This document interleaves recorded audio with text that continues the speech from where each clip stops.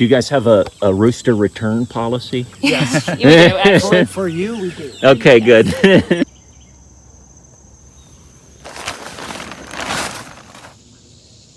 A late summer morning in East Tennessee, and from a look at the old weather forecast, the kind of day that Holly and I playfully refer to as a coin flip, aka a 50% chance of thunderstorms. Now don't let the blue skies and general sense of tranquility deceive you here. This region is known for pop-up storms, late-season squalls that roll in and smother our chunk of Appalachia like a natty old carpet rolled out over the troposphere. It's frustrating, this 50% chance. Those of us with outdoor plans are caught in a good old-fashioned pickle. Should we play it safe, stick to small-scale tasks around the house?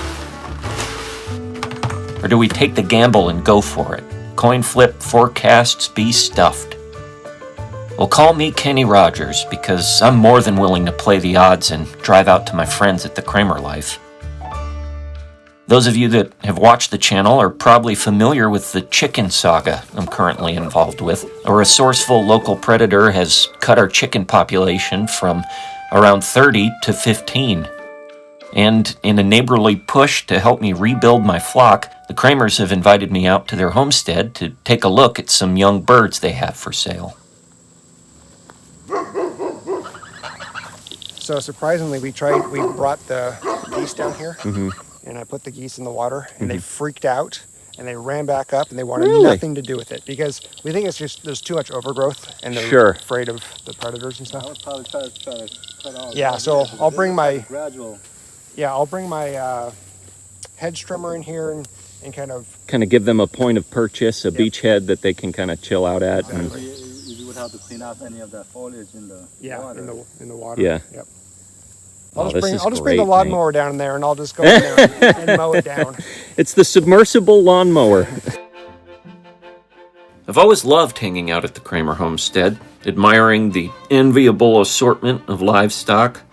Dozens and dozens of chickens, perhaps over 100, all enjoying their own slice of the Kramer life, and lucky me, I get to walk around and visit with the merchandise.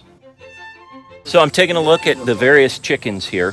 The two black ones are females. And these two ones you said are pullets, right, Katie? They haven't quite started laying yet, but they should soon. Yeah, they should only be a few weeks away. Okay. So they're going to be our closest to laying that we have. The other ones are going to be several months younger. Okay.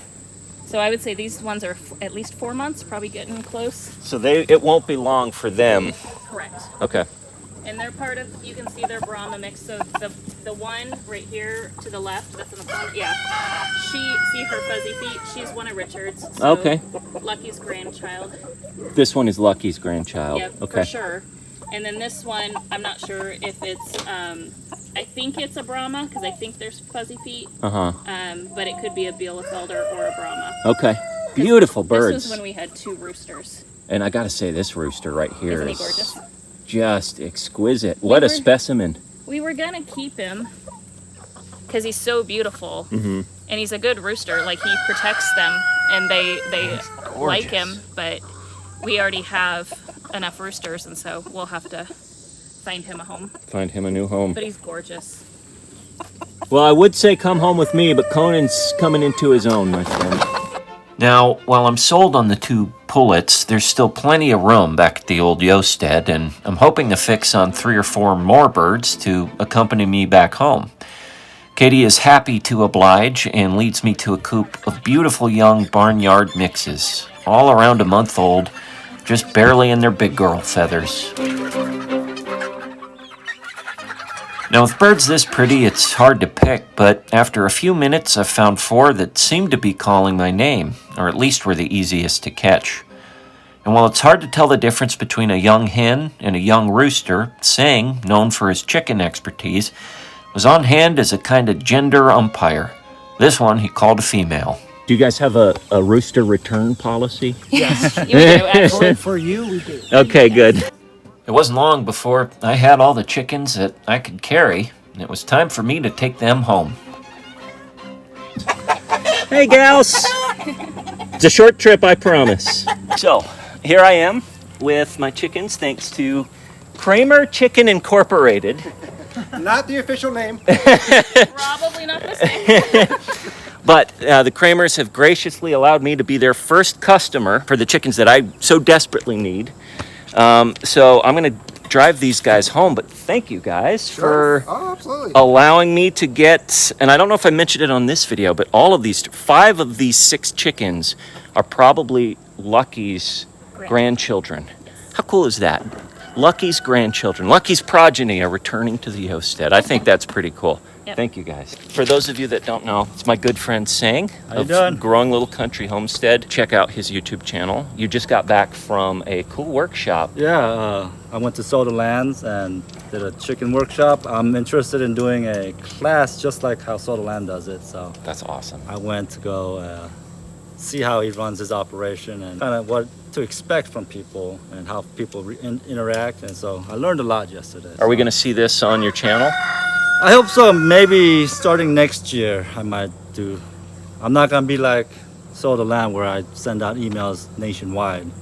It's just local. Okay. Because I get a lot of people asking about butchering chickens. So Check it out. hopefully I could get classes. Sang is just an incredible guy, and he's got a really awesome channel. Please check it out. Oh, by the way, before I let you go, Sang, it sounds like you're going to be picking up a rooster, Yeah, right? I'm taking up a Bielefelder rooster. That beautiful specimen, that hunk of a rooster that we saw back there, you're taking him back home, right? Yeah. So And you- this is the son of Sir Crozalot, who is no longer with us, Uh-huh. but absolutely gorgeous bird, and he's Yeah. been a great rooster so far. Yeah, I need some new blood in my flock. So Yep. got sisters that are mothers and Yeah. brothers. time to add some genetic What's- diversity Yeah. to What's the. nice about the Bielefelder is the males will be brown like that, and the females will look like a barred rock.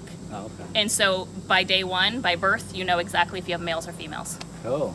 Oh wow. So that's a huge bonus to have, and it's a very obvious Yeah. difference of coloring. Well, we'll see this Bielefelder's adventures on your channel, right, Sang? Yeah, I'm pretty sure I'll probably add it into my next video next week. Cool. Yeah. Can't wait to see it. Yeah. Thanks, buddy.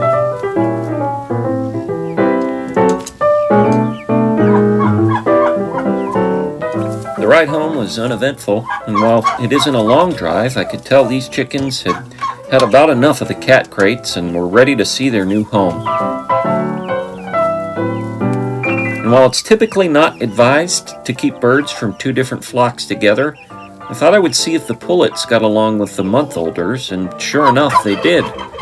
No pecking, scratching, or chicken bullying that I could see, so let's see how they do together.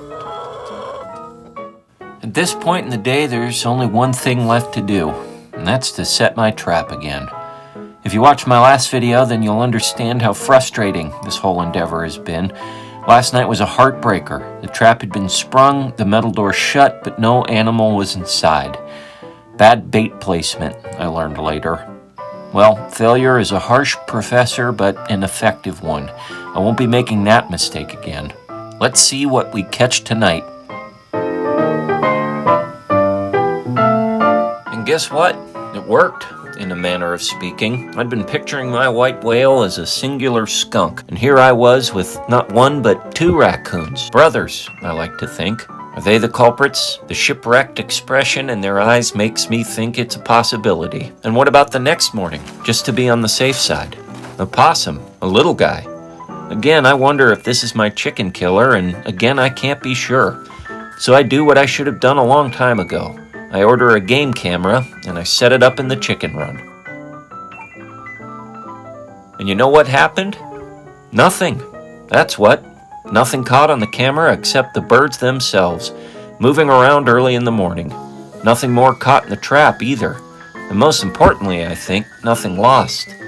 While we were losing birds at the rate of about 1 a night, the past few nights have been mercifully death-free.